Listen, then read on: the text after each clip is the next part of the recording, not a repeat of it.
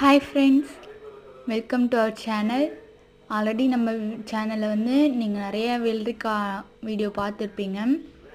இன்றைக்கி அதில் 2 காய் ஹார்வெஸ்ட் பண்ணுற மாதிரி இருக்குது. இதுதான் ஃபஸ்ட்டு காய், நல்லா பெருசாக இருக்குது பாருங்கள். இது நாட்டு ரகம், ஸோ அதனால் இப்படி தான் இருக்கும். இது 2வது காய். இல்லை பிஞ்சிலே பறித்து சாப்பிட்டா செம்ம டேஸ்ட்டாக இருக்கும். 2வது காய் அறுத்துட்டோம் பாருங்க, எவ்வளோ அழகாக இருக்குது.